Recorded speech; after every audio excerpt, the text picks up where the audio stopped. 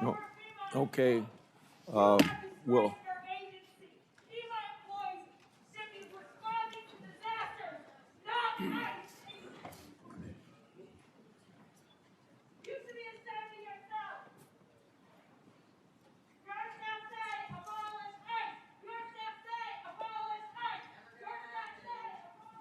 Steve Bannon, long an advisor to the president, one of his earliest public supporters, recently said that ICE should be deployed at the polls in the next election. Will you rule out the deployment of ICE or CBP to polling places this November? There are no plans to have ICE officers at our polling locations. And I'm glad to hear that, but would you rule it out? Would you say it will not happen? do you plan on illegal aliens voting in our elections, Senator? I do not. In Okay, fact, then the there should be Heritage no need to, Foundation, unless you plan on illegal Madam aliens Secretary, voting. the Heritage Foundation recently concluded that over a 20-year period where they reviewed hundreds of millions, billions of voting cases, they found only a small handful of actual cases of illegals voting. So I'm concerned by your rebuttal, which suggests you may be unfamiliar with 18 U.S.C. Section 592. Are you familiar with this federal statute that relates to sending armed men to polling places? There are no plans to send any of our law enforcement officers to But polling Madam locations. Secretary, you're sir. clear it would There be a have been federal illegal crime aliens. for you to do so. There are illegal aliens that have voted, and it's been proven in the past in certain cases in certain states. We provide a program to states. I think we have 27 different states that utilize our SAVE program now to verify individuals that are eligible to vote in their elections. And as states run their election systems, we encourage them to use that to make sure they maintain their election integrity. Madam Secretary, can you understand how when Steve Bannon says publicly, we should have ICE at the polls, and you say there are no plans, that's not enough to rule out the possibility of a violation of this long-standing federal law? Will you issue a directive that ICE and CBP should be nowhere near polling places this November? We have no plans to have ICE officers or law enforcement at polling locations. States are responsible for running their elections, and we're giving them tools and mitigation efforts that they can utilize in order to make sure they maintain the integrity of those elections and that individuals can trust their systems to ensure that their vote counts. Brand them as domestic terrorists. Can you explain why you decided to brand these victims that we all saw on video who were out protesting the activities of your agency and were killed as a result of it? How did you think that calling them domestic terrorists at that scene was somehow going to calm the situation? You know, Senator, we are working in those situations where there's a tragic loss of life and that there is something that our agents are involved in, that we continue to deliver information. Is it so hard to say you were wrong? We continue, as these investigations continue to go, we will provide, I absolutely strive to provide factual information and will continue to do that. And when you fail, do you admit it publicly? Absolutely. We always know that there's room for improvement, that we will.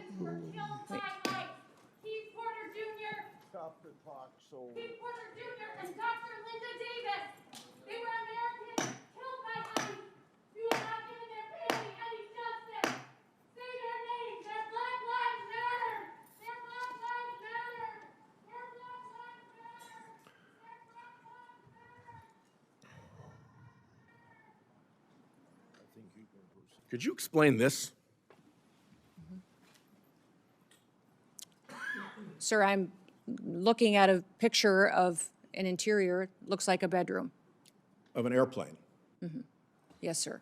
You're not familiar with that? These photos are not accurate. If you're referring to the airplanes that the Department of Homeland Security has purchased and are purchasing, we're using them for long-range command and control aircraft that is dictated in statute by Congress for the Department of Homeland Security to have a plane. Luxury jet with a bedroom in it? Yeah, we used a 737. I've been on it once, but it is being used by other administration officials, and it is used for command and control flights for the department. The department has found that in purchasing our aircraft, that we will save the taxpayers hundreds of millions of dollars. Does it have a bedroom in it? In fact, we spent $1.442 billion on ICE deportation flights last year. Does it have a bedroom in it?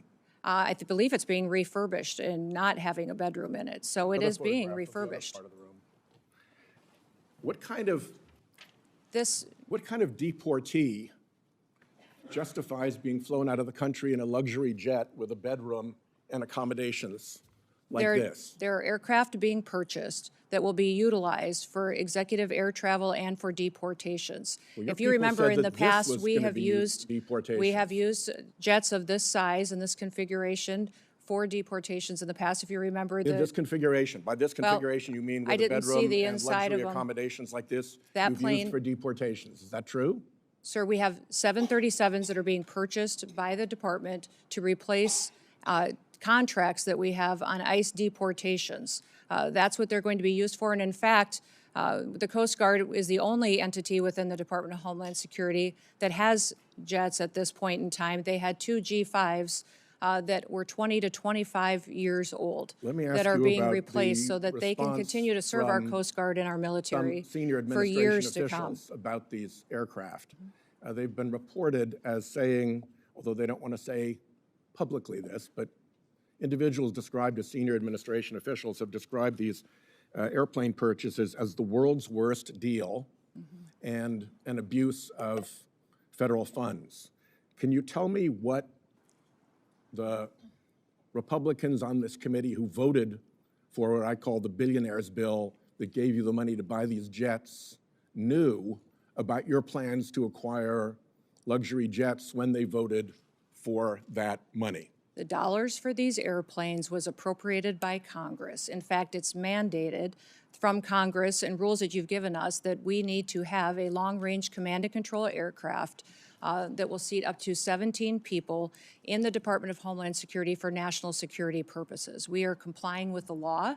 Those planes are being refurbished and will be utilized we'll for that, see. and they'll be quick utilized questions by in my members of last the minute, if you don't administration and mind. other components. First, They will also cut our costs, sir, First, in my last by minute, almost if you don't mind, 40%. We are saving the you- taxpayer 40% by purchasing our own aircraft May I and have a operating minute? them rather than being susceptible to the contracts that they have today.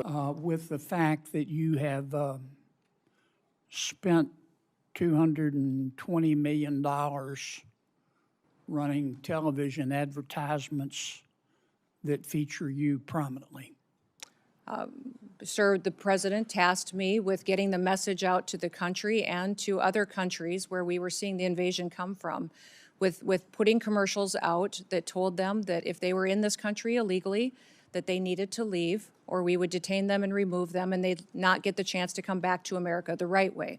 That has been extremely effective. Ask you to run these advertisements, is that right? We had that conversation, yes, before I was put in this position and sworn in and confirmed, and since then as well. Okay. Did you bid out those service contracts? Yes, they did. They went out to a competitive bid, and career officials at the department chose who would do those advertising commercials. And the people that you ended up picking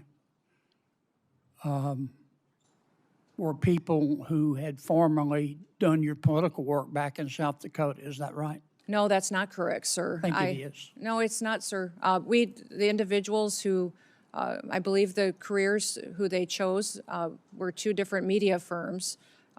There's been conversation about their subcontractors, but we have no legal authority to look into subcontractors on work like that. Okay. And you're saying that you're testifying that President Trump approved this ahead of time? Is that my understanding? We had conversations about making sure that we were telling people. No, ma'am. I'm asking you, sorry to interrupt, but the president approved ahead of time you spending $220 million running TV ads across the country in which you are featured prominently. Yes, sir. We went through the legal processes, did it Did correctly. the president know you were going to do OMB. this? Yes, He did? yes. Okay. Does DHS, Madam Secretary, operate on any quotas or numerical targets for immigration arrests every day? No, Senator, we do not. We do targeted law enforcement operations going after those worst of the worst criminals that are here I would illegally. certainly prefer it if you did targeted operations against the worst of the worst. But just last year, Stephen Miller, who's the president's Homeland Security advisor and deputy chief of staff, went on Fox News and said, we're setting a goal, a minimum of 3,000 arrests for ICE every day. And President Trump is going to keep pushing to get that number higher and higher. He's the deputy chief of staff and Homeland Security advisor. and he oversees immigration policy for the president. What's your response to his public quote? Sir, there is no quotas at the Department of Homeland Security. When we do law enforcement operations, we do them on targeted enforcement, getting public safety threats off of our streets and out of our communities to protect the American people. Thank you. In the last minute left, will you tell us the real implications of this shutdown on men and women that stepped up to serve our country in the highest way to keep our homeland safe and secure? Yes, I'm grateful for our TSA security officers that are still showing up and doing their jobs, running those security checkpoints, even though they're not collecting a paycheck. A couple of the stories that I had heard when I spent time with them just in recent days was one individual whose wife needed cancer treatment, $1,200 treatment that he couldn't afford, and had to go and borrow money so she could get her cancer treatment because he wasn't getting his paycheck. Another individual who had 9 children was raising 2 of his grandchildren as well, that was struggling to pay his bills, took a nighttime job as a welder just to try to keep food on the table for the responsibilities that he had. These people joined TSA because of 9/11, because they want to be a part of keeping people safe in the United States and defending our homeland. Beyond that, FEMA, our ability to fund disaster response is virtually gone. It needs to be refunded. Our FEMA employees are out there doing work every single day, but we have 10,800 individuals that are funded out of the Disaster Relief Fund that could potentially not be there for them and not respond to individuals who need it when they have those terrible storms or devastating crises. So what I want to know is, when are you going to get down to the original footprint as promised to us? We're continuing to work at that, although those investigators will continue to stay there to get to the bottom of that fraud, to make sure that those vulnerable people that rely on those programs actually get services from those federal dollars that are spent, that it's not stolen by criminals and used by individuals to enrich themselves and send it out of the country. Secretary Chung-Lee Tao, are you aware that agents bashed in the door of a U.S. citizen, a Hmong elder with no criminal record? I can't speak to the specifics of that case. Did you case. see the photos of that man being dragged out of his house in Crocs and in his underwear? Yes, I did. Do you believe that he was involved in fraud? I do not know where that status of that investigation is. Are you aware that he is a son of a beloved nurse that treated our soldiers in Vietnam? I believe that we have laws in this country that need to be enforced and need to be applied equally to everyone. Speaking of enforcing the laws and following the laws, did they have a judicial warrant when they rammed through an American citizen's door? Our law enforcement officers follow the same protocols and procedures that all law enforcement do. Are you aware that he tried to show his identification to show that he was an American citizen and they didn't want to see it? Again, these officers conduct themselves in processes. If something was done inaccurately, then certainly we will make sure that we correct it and rectify it in the future. Are you aware that the person they were looking for was in prison and had been in prison for years? Yes, I am. That's a target. Yes, we do targeted operations going after and looking for. Do you agree that it is unacceptable for your agents to ram into someone's door and drag someone out in their underwear and below 0 temperatures when they have the wrong guy? Our officers conduct targeted operations and utilize the law processes that are given to them and the tools. You will not answer that you think that's wrong. They needed to identify that individual, and they couldn't identify him by looking at his identification. Instead, they had to drag him out, throw him in a car, and drive him around for an hour.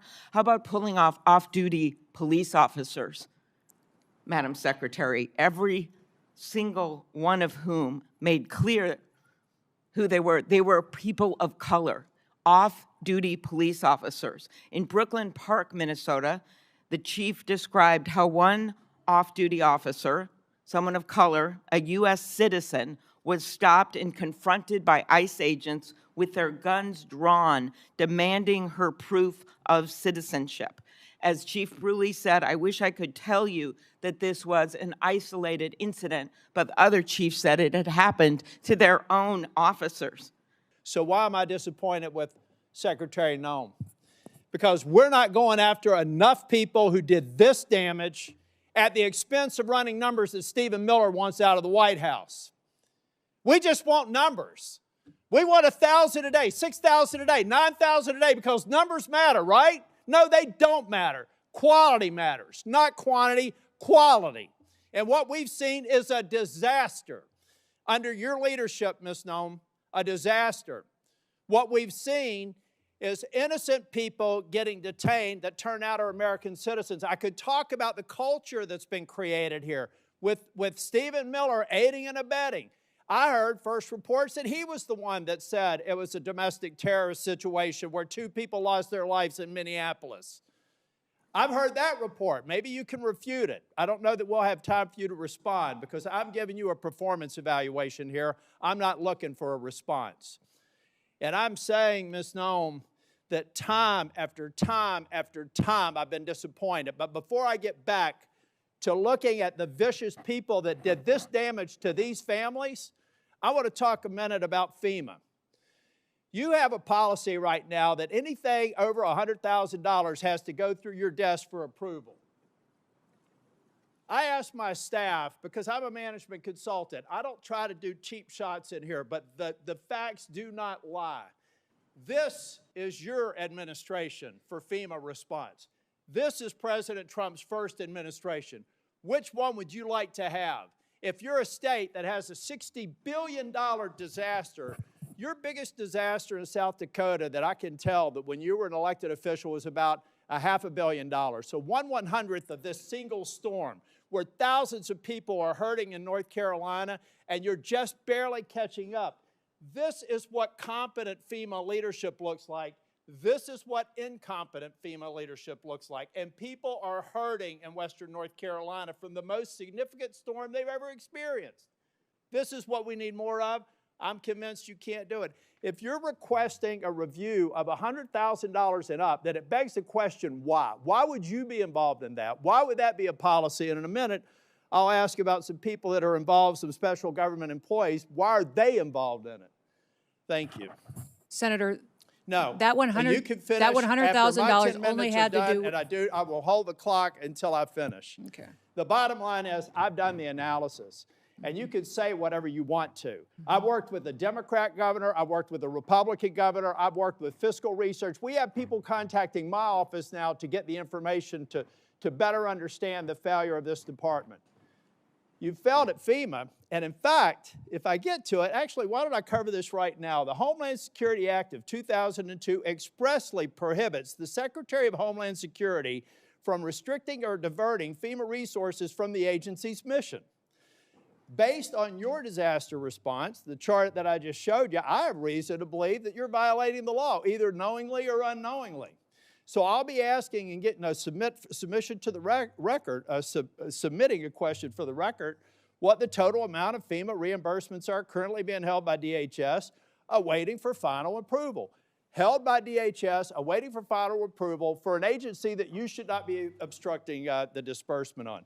I'm going to give you time to answer to it under penalty of perjury so that we can get it right. Now, going back to Minneapolis, why can't we just say we made a mistake? I will ask you one question, if you can just give me a quick response. Who does Tom Homan work for? You or the president? The president.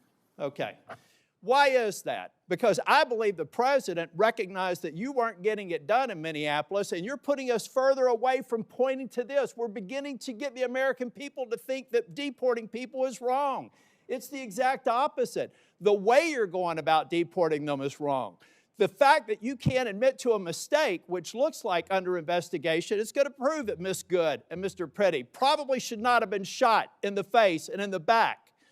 Law enforcement needs to learn from that. You don't protect them by not looking after the facts. Not only should the FBI be investigating it, but every single law enforcement agency in that jurisdiction should be invited to it, so our law enforcement officers do not have this pall cast upon them.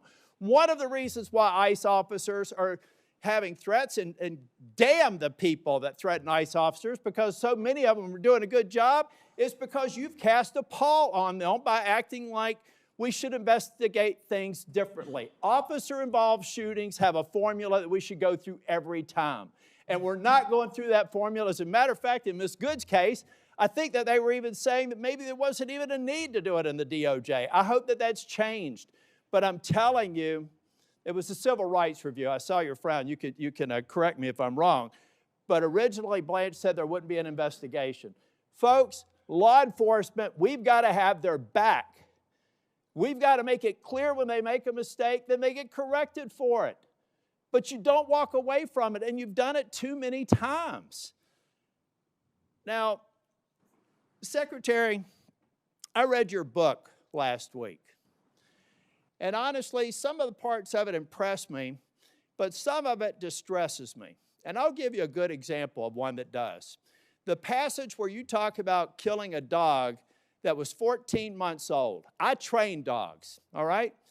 And you are a farmer. You should know better. You should know that if you're going out to a hunting lodge and you're putting pheasants out and you're putting dogs out, you don't take a puppy out there.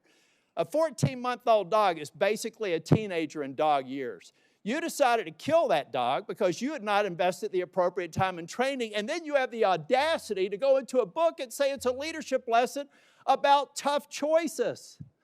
It's in your book. We could play it if we had time.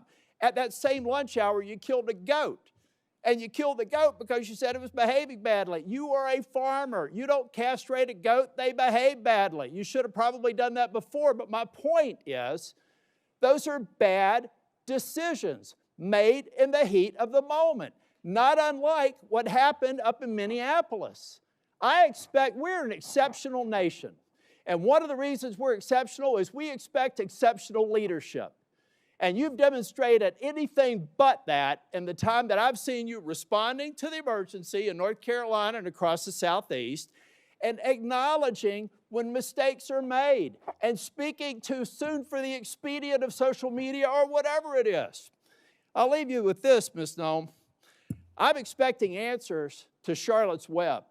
I requested it a month ago. That was one of the investigations in Charlotte, 20 minutes from where I live. All I asked for, if it had to be anonymized, was information so that I could determine if your hit rate is right. I want to find more of those people, and I want to detain fewer of the others. And Mr. Chair, in my remaining time, I have a lot to go. But I want to submit this letter from the Office of Inspector General that cites 10 different instances under Ms. Noem's leadership where they've been misled and not allowed to pursue investigations that they think are critically important. Does anybody have any idea how bad it has to be for the OIG in this agency to come out and do this publicly? That is stonewalling, that's a failure of leadership, and that is why I've called for your resignation. And if I don't get an answer to these questions, I don't want an applause. Please don't do that for me. If I don't get an answer to these questions, if I don't get an answer that you've had a month to respond to, and the remaining ones, as of today, I'll be informing leadership that I'm putting a hold on any en-bloc nominations until I get a response. And in 2 weeks, if I don't get a response, I'm going to deny quorum and markup in as many committees as I can until I get a response. Thank you, Mr. Chair. Okay. Now it's Senator Booker's turn.